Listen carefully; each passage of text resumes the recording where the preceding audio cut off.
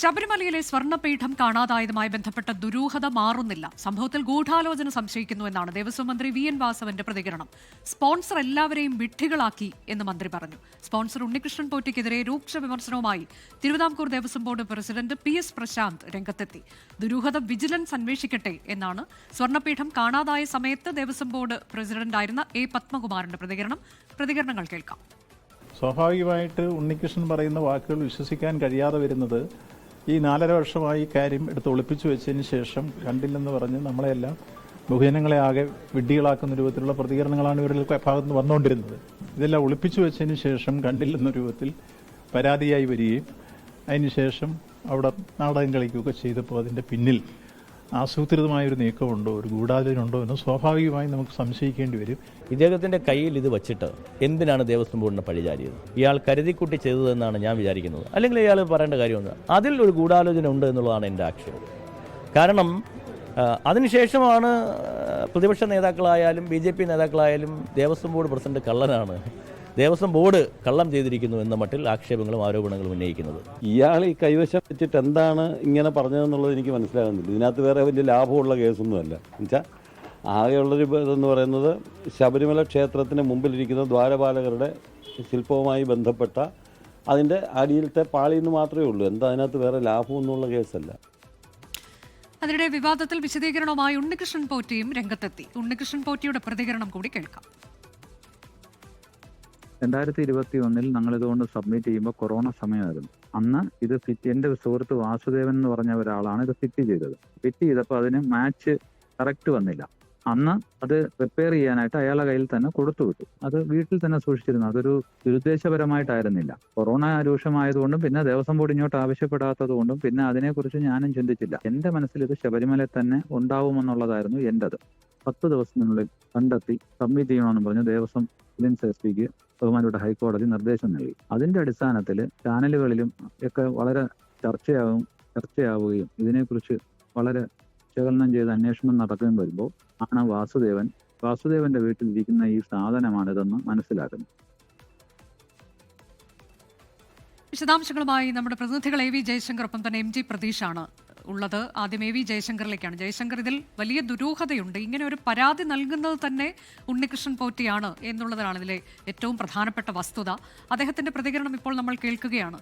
പക്ഷേ അത് നമുക്ക് എത്രത്തോളം മനസ്സിലാകുന്ന തരത്തിലേക്കാണോ അദ്ദേഹം കാര്യങ്ങൾ പറയുന്നത്? അത് മുഖവിലേക്ക് എടുക്കേണ്ടുന്ന തരത്തിലൊരു പ്രതികരണമാണോ? ഇതിൽ വലിയ ഗൂഢാലോചനയുണ്ട് എന്ന് മന്ത്രി ഉൾപ്പെടെ പറയുമ്പോൾ നമ്മൾ മനസ്സിലാക്കേണ്ടത് എന്താണ്?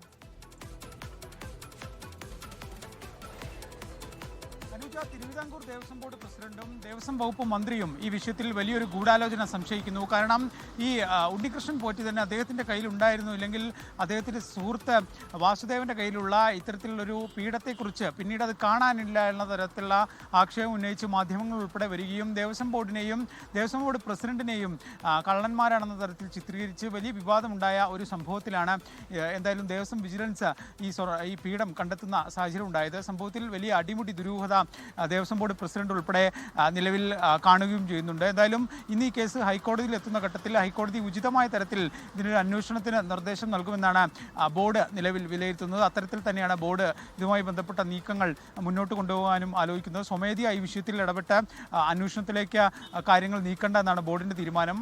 ഈ ഹൈക്കോടതി തന്നെ ഇടപെട്ട് ഈ കാര്യം മറ്റു തലത്തിലേക്ക് എത്തട്ടെ, അന്വേഷണം വഞ്ചനാകുറ്റത്തിനുൾപ്പെടെ കേസെടുത്തുകൊണ്ട് അന്വേഷണം നടക്കട്ടെ എന്ന ഒരു തീരുമാനത്തിലേക്ക് ബോർഡ് വരുന്നു. അതിൻ്റെ കൂടി ഭാഗമായാണ് ഈ ദേവസ്വം ബോർഡ് പ്രസിഡന്റും ദേവസ്വം മന്ത്രിയും ഒക്കെ തന്നെ ഉണ്ണികൃഷ്ണൻ പോറ്റിക്കെതിരെ ഇങ്ങനെ ആഞ്ഞടിക്കുന്നത്. ഈ ഉണ്ണികൃഷ്ണൻ പോറ്റി പറയുന്ന കാര്യങ്ങൾ വിശ്വസിക്കാനാകുമോ എന്ന കാര്യത്തിൽ വലിയ സംശയമാണ്. കാരണം 2021 ഇദ്ദേഹം കൊടുത്തയക്കുന്ന ഈ സ്വർണ്ണപീഠം പിന്നീട് ഇദ്ദേഹത്തിൻ്റെ തന്നെ ഇമെയിലുകളൊക്കെ അയച്ചിരുന്ന സുഹൃത്തിൻ്റെ കയ്യിൽ തന്നെ ആണ് ഉണ്ടായിരുന്നത്. അദ്ദേഹത്തിൻ്റെ വീട്ടിൽ തന്നെയാണ് ഇത് സൂക്ഷിച്ചിരുന്നത്. എന്നിട്ട് ഈ വാസുദേവൻ്റെ കയ്യിൽ ഇത്രയും കാലം ഇതുണ്ടായിട്ട് ഈ വിവാദങ്ങൾ വന്നതിന് ശേഷം മാത്രമാണ് ഇത് തൻ്റെ കയ്യിലെത്തിയതെന്നാണ് ഈ ഉണ്ണികൃഷ്ണൻ പോറ്റി പറയുന്നത്. 10 ദിവസം മുമ്പ് എത്തി. പക്ഷേ ഈ 10 ദിവസം മുമ്പ് ഈ സാധനം കയ്യിൽ കിട്ടിയിട്ട് പോലും അദ്ദേഹം ഇത് ദേവസ്വം വിജിലൻസിനെ അറിയിച്ചിട്ടില്ല. ഈ കാര്യത്തിന് അദ്ദേഹം നൽകുന്ന അദ്ദേഹം എന്തിനാണ് ഇങ്ങനെ ഒരു പരാതി നൽകിയത് എന്ന ചോദ്യത്തിന് കൃത്യമായ മറുപടി ഉണ്ടോ ജയശങ്കർ? മറ്റൊന്ന്, ഇത് കോടതി ഇടപെട്ടതിന് ശേഷം അദ്ദേഹത്തിന്റെ കൈകളിലേക്ക് അത് എത്തുന്നു, പിന്നീടാണ് സഹോദരിയുടെ വസതിയിലേക്ക് കൊണ്ടുവയ്ക്കുന്നത്. അപ്പോഴും ഇത് മറച്ചു വയ്ക്കുന്നു എന്നുള്ളതിനൊക്കെ അദ്ദേഹം തൃപ്തികരമായ ഒരു വിശദീകരണം നൽകുന്നുണ്ടോ?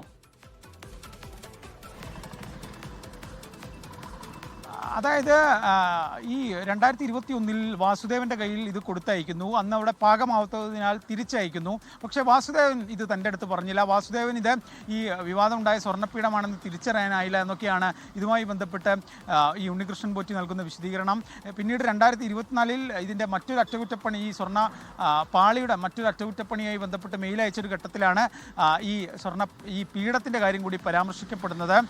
പക്ഷേ ഈ ഇദ്ദേഹത്തിന് വേണ്ടി, ഉണ്ണികൃഷ്ണൻ പോറ്റിക്ക് വേണ്ടി നിരന്തരം ഇത്തരത്തിൽ എഴുത്തുകുത്തുകളൊക്കെ നടത്തുന്ന വാസുദേവൻ്റെ കയ്യിൽ ഈ സാധനം ഉള്ള കാര്യം, അദ്ദേഹം ഇത് നൽകിയില്ല, തിരിച്ചു കൊണ്ടുവന്നു എന്ന കാര്യം ഉണ്ണികൃഷ്ണൻ പോറ്റിയുടെ അടുത്ത് പറഞ്ഞില്ല എന്ന കാര്യത്തിൽ വലിയ അവ്യക്തത നിലനിൽക്കുന്നു. കാരണം ഇത്രയും അടുത്ത സുഹൃത്തുക്കളായ എഴുത്തുകുത്തുകൾ നടത്തുന്ന ആൾ പരസ്പരം ഈ സാധനം വന്ന് കൊടുത്തതിന് ശേഷം അതവിടെ എടുത്തില്ല, തിരിച്ച് തൻ്റെ വീട്ടിലുണ്ടെന്ന കാര്യം പറയില്ല എന്നൊരു ചോദ്യം അവിടെ നിലനിൽക്കുന്നുണ്ട്.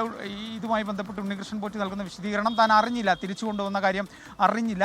വിവാദങ്ങൾക്ക് പിന്നാലെ 10 ദിവസം മുമ്പാണ് വാസുദേവൻ തൻ്റെ വീട്ടിൽ കൊണ്ടുവന്ന് ഈ സാധനം ഏൽപ്പിക്കുന്നത്. അന്ന് പക്ഷേ താൻ ഈ കാര്യം വിജിലൻസിനോട് പറഞ്ഞില്ല. കാരണം അന്നങ്ങനെ താൻ ഈ വെളിപ്പെടുത്തൽ നടത്തിയിരുന്നെങ്കിൽ 4.5 വർഷത്തിനു ശേഷം താൻ ഒരു കള്ളനാവുന്ന സാഹചര്യം ഉണ്ടാകുന്നു. വാസുദേവൻ തന്നെ എല്ലാം പറയട്ടെ എന്ന തീരുമാനം താൻ എടുത്തു. അങ്ങനെയാണ് ഇതുമായി ബന്ധപ്പെട്ട് വാസുദേവൻ ബന്ധപ്പെട്ട ആളാണെന്ന മൊഴി വിജിലൻസിന് നൽകി. അങ്ങനെ വിജിലൻസ് ചോദ്യം ചെയ്ത ഘട്ടത്തിൽ വാസുദേവൻ അവസാനമെല്ലാം സമ്മതിക്കുകയായിരുന്നു എന്നാണ് ഉണ്ണികൃഷ്ണൻ പോറ്റി നിലവിൽ ഈ നമ്മളോട് പറയുന്നത്. പക്ഷേ ഇതിലൊക്കെ അടിമുടി ദുരൂഹതയാണ്. കാരണം 2 സുഹൃത്തുക്കൾ ഒരു സുഹൃത്തിൻ്റെ വീട്ടിലുള്ള ഈ പീഠത്തെക്കുറിച്ച് ഇത്രയും കാലമായി അറിഞ്ഞില്ല എന്നൊരു ചോദ്യം അങ്ങനെ നിലനിൽക്കുന്നുണ്ട്. എന്തായാലും ബാക്കി ഇനി ഹൈക്കോടതിയുടെ കയ്യിലാണ്. ഹൈക്കോടതി തീരുമാനിക്കും ഈ കാര്യത്തിൽ ക്രിമിനൽ കേസെടുത്ത് പോലീസ് അന്വേഷണം വേണോ അതോ മറ്റെന്തെങ്കിലും വേണോ എന്ന്. എന്തായാലും കാര്യങ്ങളൊക്കെ ഈ മൊഴിയും മറ്റൊക്കെ പരിശോധിക്കുമ്പോൾ കോടതിക്ക് ബോധ്യപ്പെടും. തനിക്ക് പ്രത്യേകിച്ചൊന്നും വീഴ്ചയൊന്നും താൻ ഗൂഢാലോചന നടത്തിയിട്ടില്ല എന്നാണ് ഉണ്ണികൃഷ്ണൻ പോറ്റി പറയുന്നത്.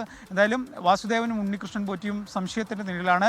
അവരിൽ തന്നെയാണ് എല്ലാ ചോദ്യമുനകളും നിൽക്കുന്നത്. ആ ചോദ്യങ്ങൾക്കുള്ള ഉത്തരം അവർ കോടതിയിൽ നൽകുമോ, കോടതിക്ക് അത് തൃപ്തിപ്പെടുമോ, കൂടുതൽ അന്വേഷണം ഉണ്ടാകുമോ, അതെല്ലാം കോടതിയെ കേന്ദ്രീകരിച്ചിരിക്കുന്നുണ്ട്. കഴിഞ്ഞ ദിവസമാണ് അദ്ദേഹത്തിന്റെ സഹോദരിയുടെ വസതിയിൽ നിന്ന് ഈ പീഠം കണ്ടെത്തിയത്. വെഞ്ഞാറമൂട്ടിലെ സഹോദരിയുടെ വസതിയിൽ നിന്നാണ് പീഠം കണ്ടെത്തിയത്. സഹോദരിയുടെയും സഹോദരി ഭർത്താവിന്റെയും പ്രതികരണങ്ങൾ കൂടി നമുക്ക് ലഭിച്ചിരുന്നു. MG പ്രതീഷ് വിശദാംശങ്ങളുമായിട്ട്. പ്രതീഷ്, ഇപ്പോൾ ഇവർക്ക് ഈ കാര്യം അറിയാമായിരുന്നില്ല എന്നുള്ളത് അതൊരുപക്ഷെ എനിക്ക് തോന്നുന്നു വിശ്വസിക്കാം എന്ന് തോന്നുന്നു. ഷീൽഡാണ് എന്ന് കരുതി, എന്താണ് എന്നുള്ളത് അറിയാമായിരുന്നില്ല എന്നത് എന്താണ് കുടുംബം പറഞ്ഞത്?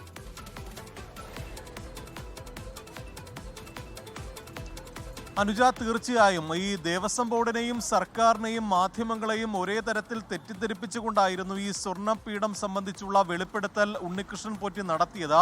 അദ്ദേഹത്തിന്റെ കൈവശം ഉണ്ടായിരുന്നിട്ടും അത് കാണാനില്ല എന്നുള്ള ഒരു പരാതി അത് വലിയ ദുരൂഹതയായി നിലനിൽക്കുന്നു. ആ ദുരൂഹത നിലനിൽക്കുന്ന ഘട്ടത്തിൽ കൂടിയാണ് ദേവസ്വം വിജിലൻസ് വെഞ്ഞാറമൂട്ടിലെ ഈ ഉണ്ണികൃഷ്ണൻ പോറ്റിയുടെ സഹോദരിയുടെ വീട്ടിൽ നിന്ന് ഈ സ്വർണം പൂശിയ പീഠം കണ്ടെത്തിയത്. സീൽ ചെയ്ത നിലയിലാണ് പീഠം ഉണ്ടായിരുന്നത്. ഇതിൽ കുടുംബ പ്രതികരണം, ഈ നേരത്തെയും ഇത്തരത്തിൽ ക്ഷേത്രത്തിലെ വസ്തുക്കൾ ഈ ഉണ്ണികൃഷ്ണൻ പോറ്റി കൊണ്ടുവരാറുണ്ട്. അത് മറ്റാരെങ്കിലും വന്ന് തിരികെ എടുത്തുകൊണ്ട് പോകുന്ന സാഹചര്യങ്ങളൊക്കെ ഉണ്ട്. അത്തരത്തിൽ ഏതെങ്കിലും ഒരു വസ്തു ആയിരിക്കുമെന്നതാണ് തങ്ങൾ കരുതിയത്. ഈ മാസം 25-നാണ് ഈ സീൽ ചെയ്ത നിലയിൽ സ്വർണ്ണപ്പീഠം വീട്ടിൽ കൊണ്ടുചെന്ന് വച്ചത്. ഈ ഷീൽഡ് ആണെന്നായിരുന്നു തങ്ങളോട് പറഞ്ഞത് എന്നതായിരുന്നു ഈ കുടുംബം നൽകുന്ന വിശദീകരണം. പക്ഷേ ദേവസ്വം വിജിലൻസ് എത്തി പരിശോധന നടത്തുമ്പോഴാണ് ഇത് ഈ ശബരിമലയിലെ സ്വർണം പൂശിയ പീഠമാണെന്ന് അവർക്ക് മനസ്സിലായത്. അനുജ സൂചിപ്പിച്ചതുപോലെ തന്നെ അവരുടെ പ്രതികരണങ്ങളിൽ അവിശ്വസിക്കേണ്ട മറ്റു കാര്യങ്ങളൊന്നും തന്നെ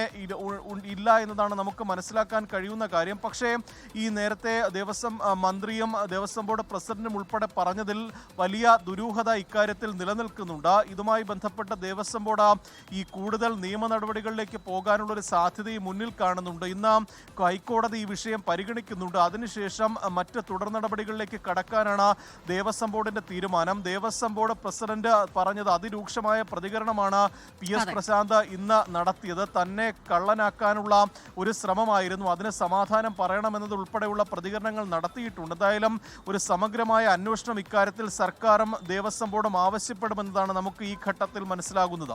അതെ, ഇന്നിപ്പോൾ കോടതിയിലേക്ക് ഈ വിഷയം എത്തുകയാണ്. അപ്പോൾ എന്താണ് കോടതി ഇതിൽ പറയാൻ പോകുന്നത് എന്നത് വളരെ പ്രധാനമാകുന്നു. ലോകത്തെവിടെയായാലും ഏത് സമയത്തും 24 വാർത്തകളും ഓഗ്മെന്റഡ് റിയാലിറ്റി പാക്കേജുകളും എക്സ്പ്ലെയിനറുകളും വിശദമായി കാണാൻ ഞങ്ങളുടെ YouTube ചാനൽ നിങ്ങൾക്ക് സബ്സ്ക്രൈബ് ചെയ്യാം.